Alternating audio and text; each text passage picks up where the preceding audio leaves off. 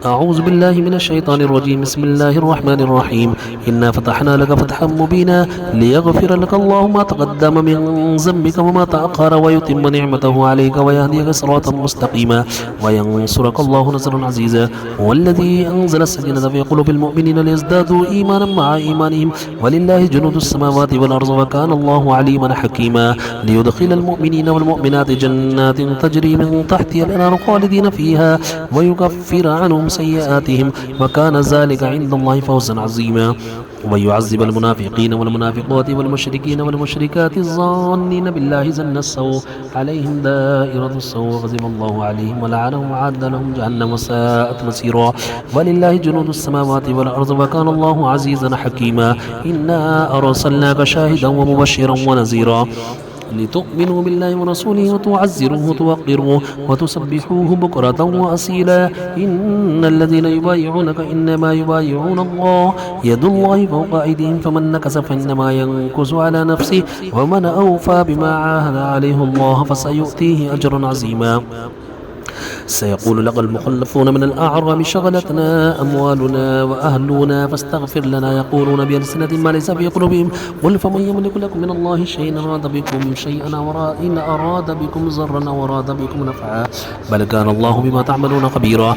بل ظننتم أن لن ينقلب الرسول والمؤمنون إلى أهلهم أبدا وزين ذلك في قلوبكم وظننتم ظن السوء وكنتم قوما بورا. ومن لم يؤمن بالله ورسوله فإنا أعتدنا للكافرين سعيرا. ولله ملك السماوات والأرض يغفر لمن يشاء ويعذب من يشاء وكان الله غفورا رحيما. سيقول المخلفون إذا انطلقتم إلى مغانم لتأخذوها ذرونا نتبعكم يريدون أن يبدلوا كلام الله قل لن تتبعونا كذلك قال الله من قبل فسيقولون بل تحسدوننا بل كانوا لا يفقهون إلا قليلا. قل للمخلفين من الأعراب ستدعون إلى قوم أولي بأس شديد تقاتلوهم أو يسلمون فإن تطيعوا يؤتكم الله أجرا حسنا وإن تتولوا كما توليتم من قبل يعذبكم عذابا أليما. ليس على الأعمى حرج ولا على الأعرج حرج ولا على المريض حرج ومن يطع الله ورسوله يدخل جنات تجري من تحتها الأنهار ومن يتولى يعذبه عذابا أليما.